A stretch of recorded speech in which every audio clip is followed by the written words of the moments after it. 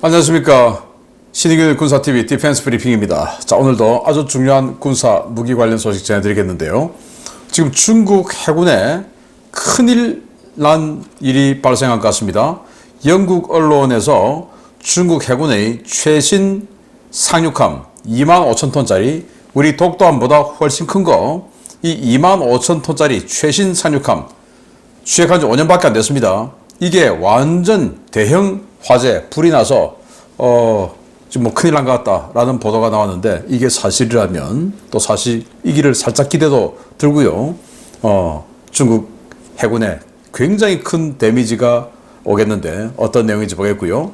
자, 지금 뭐 우크라이나 전쟁 완전히 잊혀져 가고 있는데, 이런 와중에 미국이 우크라이나에 새로운 장거리 타격 자산, 강력한 아주 센 놈으로 지원했다는 소식 알려드리겠습니다. 5가지 단신 먼저 보겠습니다. 이란이 세계 최강의 극초음속 무기라고 선전하고 있는 파타2 발사 영상을 공개했다는 소식에서부터 우크라이나는 F-16 전투기 운용을 위한 인프라 건설을 시작했는데, 이게 러시아가 공격할 가능성이 있다라는 우려까지 보도록 하겠습니다. 첫 번째입니다. 이란이 자체 개발했다는 사거리 1400km, 비행속도 마하 15의 극초음속 무기 파타2의 발사 영상을 공개했습니다. 미사일 발사 장면과 명중 장면은 있는데, 그들이 주장한 1400km의 사거리와 마하 15의 비행속도는 증명되지 않아 그 실체를 두고 논란이 계속되고 있습니다. 러시아가 재고가 거의 바닥난 이스칸데르 전술 탄도미사일을 대신하기 위해 신형 다련장 로켓 시스템인 토네이도 S로 장거리 정밀 타격 임무를 수행하는 전술을 도입한다는 소식입니다. 300mm 유견장 발사관 2개를 탑재한 이 시스템은 최대 200km급 사거리를 가지고 있고 높은 정밀도를 발휘하기 때문에 이스칸데르를 대신할 수 있다는 것이 러시아 측 주장인데, 러시아는 이 무기를 골칫거리인 하이마스 제거 작전에 우선적으로 투입한다는 방침입니다.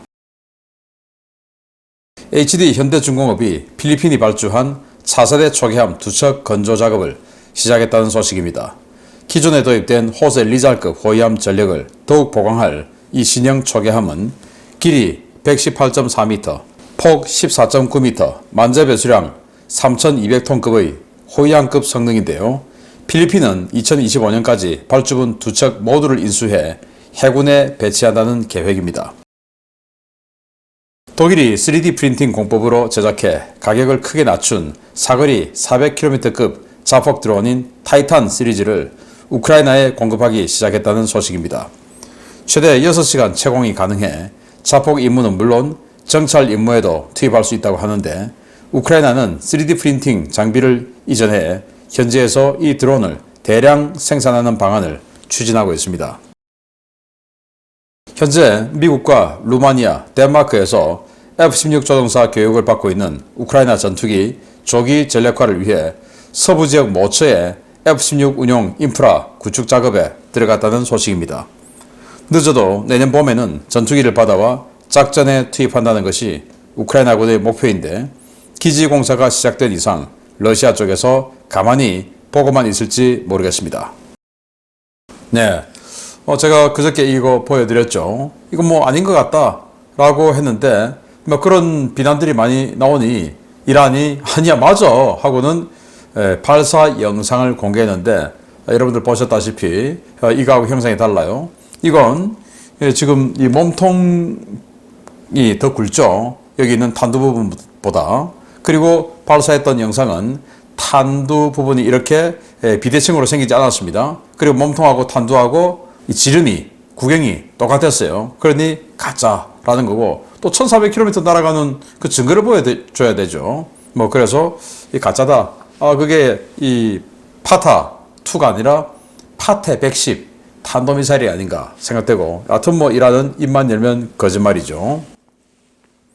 자, 러시아가 이제 이스칸데르 미사일 다 쓰고 비싸고 하니 이제 토네이도 S라고 하는 이런 300mm 다련장 로켓 시스템을 새로 개발했는데, 이제 막 개발한 거예요. 완전히 그냥 브랜드 뉴 신상인데, 이 스메르치 다련장 로켓을 대체하는 후계 기종입니다.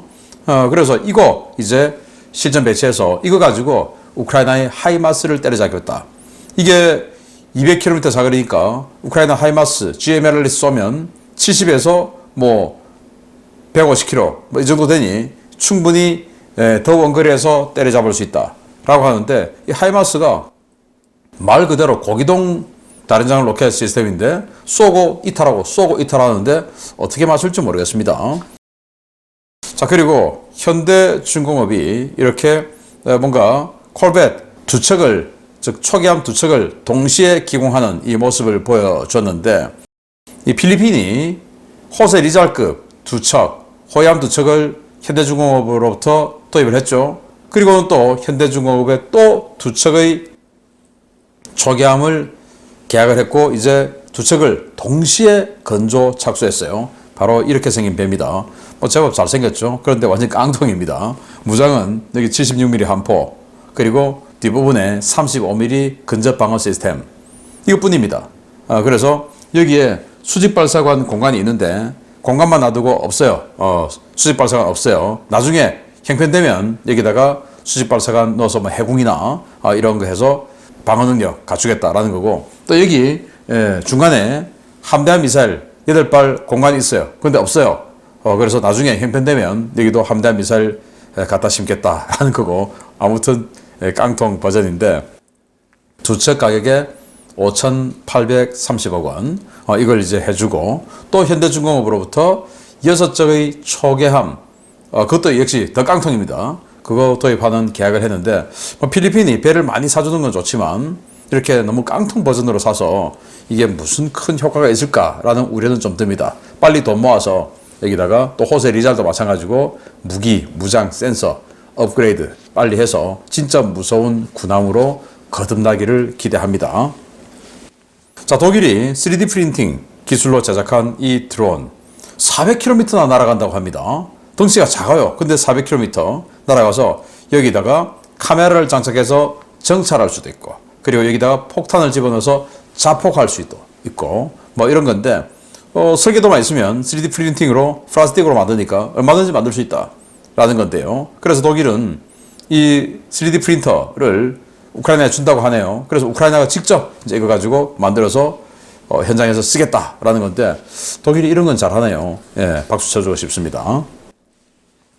자, 우크라이나가 F-16 전투기를 우크라이나에서 운용하기 위해 이 서부 지역 모처의 기지 건설을 하고 있다라고 하는데, 조금 우려됩니다. 이 F-16 자체가 우크라이나하고는 좀 안 맞는 전투기다라고 저는 사실은 뭐 계속 이야기를 했는데, 그래도 없는 것보다 나으니까 빨리 줘라라고 하는 차원인데요. 이 지금 우크라이나가 가지고 있는 미그 29나 수호이 27 또는 뭐 수호이 25 이런 전투기들, 공격기들은 계속 기지들을 바꿔가면서 이동하면서 작전을 해요. 왜? 러시아가 때리니까. 그런데 보시다시피 이 F-16은 고정기지에서 운용을 할 수밖에 없을 겁니다. 왜냐? 이렇게 생긴 활주로, 즉 소련으로부터 파생된 이 공군은 활주로가 다 이래요. 뭐가 지금 뭐 선이 많죠. 이게 뭐냐? 이 바둑판처럼 블록 형식으로 타일을 박아 놓은 겁니다. 왜냐? 냉전시대 때부터 제공권은 항상 미국이 가지고 있는 거죠. 그래서 미국의 폭격기, 미국의 전투기들이 와서 기지를 폭격한다 해도 이 화구가 생기면 그 파괴된 타일 이것만 드러내고 새 타일 깔아 버리면 되죠. 타일 많이 만들어 놓고. 그래서 화구가 큰 게 생겨서 야 타일 12개 가져와. 12개 갖다 붙이고, 여기는 조그만 화구 타일 3개 가져와. 3개 갖다 붙이고 하면 되니까 신속하게 복구가 가능하죠. 근데 미국의 군사 개념에서 출발한 우리 대한민국 같은 이런 군대는 제공권을 우리가 가지고 있지 뭐 하는 생각이니, 활주로가 아주 단단한 이 솔리드한 그냥 이 그런 두꺼운 시멘트로 제작이 되어 있죠. 근데 이거 미사일 한 방 맞아버리면 이 시멘트를 다시 만들어야 되는 겁니다. 양생시키고 하는 그 시간이 필요하죠. 그런 상황에 이 F-16은 보시다시피 공기 흡입구가 동체 아래에 있어요. 동체 아래. 그래서 여기는 조그만 자갈이나 이런 게 있으면 빨려 들어갈 가능성이 아주 높습니다. 이게 빨려 들어가면 이 내부에서 제트 엔진의 이 블레이드가 돌다가 자갈 맞아서 깨져버릴 수가 있죠. 큰 사고 나는 겁니다. 그래서 이 F-16은 아주 평평한 이런 기지에서 운영을 해야 되기 때문에 아마 지금의 미그 29나 수호의 27이나 이런 것들처럼 이 기지 갔다가 저 기지 갔다가 러시아가 정신 못 차도록 옮기는 이런 일이 안 될 거예요. 그러면 러시아는 F-16 조금 멀긴 하지만 저기 있어 알았어 하고는 때려버리죠. 그게 저는 좀 우려된다 라는 생각이고, 아무튼 그래도 잘 운영하기를 바랍니다. 자, 중요 소식 들어갑니다. 첫 번째입니다. 최근 우크라이나를 방문한 로이드 오스틴 미 국방장관이 우크라이나 측에 깜짝 선물 공급을 약속했으며, 이를 위해 특별히 개조된 M142 하이마스 고기동 다련장 로켓 발사 차량이 우크라이나로 향하고 있다는 소식입니다. 러시아 입장에서는 상당히 골치 아픈 적수가 또 생기게 되었습니다. 미국이 최근 개발이 완료된 무기를 운영할 수 있는 M142 하이마스 다련장 로켓 발사 차량을 우크라이나에 공급할 예정이며, 이를 통해 우크라이나의 장거리 정밀 타격 능력이 비약적으로 향상될 것으로 보인다고 복수의 오신트 소식통이 현지 시각 11월 22일 리포트했습니다. 이 소식통들은 미 방산업계 관계자들을 인용해서 최근 특별히 개조된 하이마스 차량 한 대의 선적이 끝났으며, 이 장비가 곧 우크라이나에 들어갈 것이라고 전했습니다. 개조된 하이마스는 지난해 공여 가능성이 제기됐던 지상발사 SDB 유도폭탄, 일명 GLSDB를 발사할 수 있는 차량인데요. 이 관계자들은 우크라이나에 공급될 하이마스 차량이 GLSDB 통합 작업을 마쳤으며 탄약과 함께 우크라이나로 갈 것이라고 전했습니다. 항공기에서 투발하는 소구경 정밀 유도폭탄 SDB를 227mm 로켓의 추진체와 결합해 최대 150km 거리까지 날려보내는 무기인 GLSDB는 일반 GMLRS보다는 속도가 느리지만 사거리가 훨씬 길고 위력도 더 뛰어나다는 평가를 받고 있습니다. 무엇보다 강화 콘크리트 1.2m 관통이 가능하기 때문에 러시아군의 요새화된 지휘시설을 파괴하는데 상당한 위력을 발휘할 것으로 기대를 모으고 있는데요. 과연 GLSDB가 일선의 모습을 드러내면 러시아가 어떤 반응을 보일지 지켜봐야겠습니다. 네, SDB 정밀 유도폭탄을 항공기에서 투하하는 게 아니고 지상에서 지대지 용도로 쏜다라는 겁니다. 그런데 이건 폭탄이기 때문에 스스로 동력이 없죠. 여기에 GMLRS 로켓의 그 추진부를 갖다 붙여서 쏴서 일정 부분에 가서 분리를 하고 이제 활공을 한다. 이런 건데요. 그래서 150km까지 날아갈 수 있다. GMLRS가 기본탄이 한 70km 날아가니 훨씬 길게 날아가는 거죠. 자, 그래서 이것도 완전 최신 무기입니다. 미국이 이렇게 발사 캐니스터만 꺼내놓고 발사 실험을 했던 모양인데, 이 캐니스터를 하이마스 또는 MLRS에 갖다 꼽는 거예요. 그래서 그 갖다 꽂은 이 발사 캐니스터를 갖다 꽂은 하이마스 한 대를 우크라이나에 주기로 선적했다 발표하면 이미 갖다 줬다라는 말이 되겠죠. 그리고 바보가 아니라면 그 캐니스터도 여러 개를 줘서 지금 기존에 우크라이나에서 운영하고 있는 하이마스들을 캐니스터 교체할 수 있는 그런 여유분의 캐니스를 갖다 줬겠죠. 그리고 이 탄도 지금 같이 준다라는 건데, 이 탄이 뭐 지금 이렇게 러시아의 스멜치 300mm 다련장 로켓 때리려 이렇게 활공해서 들어가고 있는 이런 모습을 보여주고 있는데요. 이건 뭐 CG입니다. 이 GLSDB 한 발의 위력은 탄두 중량이 93kg이에요. 93kg? 뭐 요즘 뭐 이스라엘 전쟁에서 2000파운드다. 뭐 이런 거 보니까, 그런 거 뭐 1톤씩 되는 이런 거 보다가 93kg 아무것도 아닌 것 같지만, 평소에 우리가 우크라이나 전장에서 많이 보던 그 GMLRS 한 발의 위력은 20kg입니다. 그런데 이건 93kg. GMLRS보다 거의 5배에 가까운 위력이 되겠죠. 그리고 벙커버스터 기능도 있어서 지연신관을 작용하면 1.2m 뚫고 들어가서 터져버려요. 1.2m 어마어마한 지하 관통 능력이 있는 거죠. 이런 정도의 강력한 장거리 무기가 들어가기 때문에 뭐 아까 러시아가 토네이도 가져온다고 하는데 토네이도든 뭐든 다 박살나지 않을까라고 생각하고, 다만 이 사거리가 길고 한 대신 속도가 GMLRS보다는 좀 느려요. 그래서 레이더에 탐지된다면 요격 가능성은 있다라는 아쉬운 점은 좀 있습니다. 일단 있어요. 자, 두 번째입니다. 중국 해군의 상륙함에서는 왜 이렇게 불이 자주 나는지 모르겠습니다. 중국 해군의 최신형 상륙함 071형 롱후산함에서 대규모 화재가 발생했다는 소식입니다.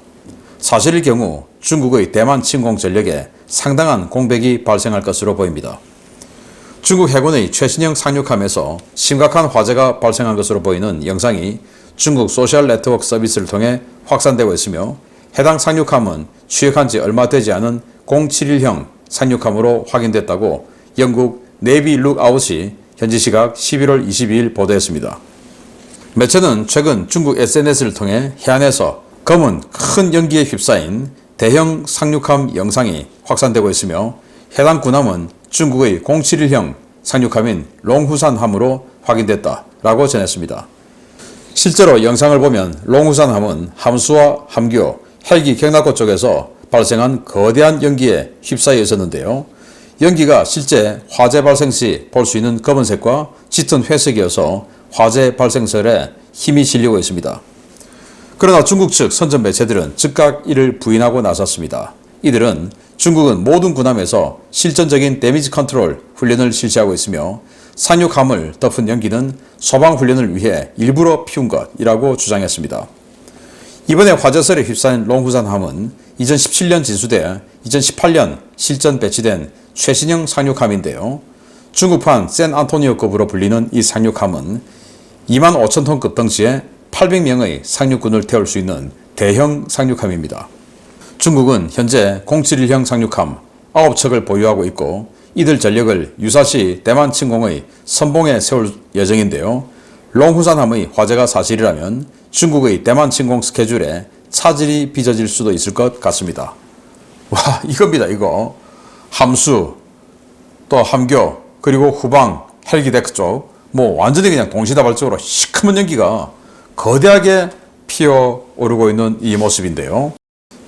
바로 이 배입니다. 롱후산 25,000톤이나 되는 이 미국의 샌안토니오급 그대로 뺏긴 상륙함이 되겠죠. 골룬산급입니다. 071형. 이게 2018년 취역했으니 지금 취역한 지 5년밖에 안 된 완전 새 배입니다. 5년이면 이제 전술훈련하고 손발 맞추고 아직 그런 단계죠. 그런 완전 새 배가 저렇게 화염에 휩싸였는데 이걸 이렇게 영국 네비 룩아웃이 이 영상과 함께 보도를 했습니다. 그러나 진짜 불이 났는지 확인되진 않았다라는 첨언도 했습니다. 여기에 이제 중국 네티즌들은 아니다, 우리는 완전히 실전적인 훈련을 하기 때문에 이거 데미지 컨트롤 화재 진압 훈련이다.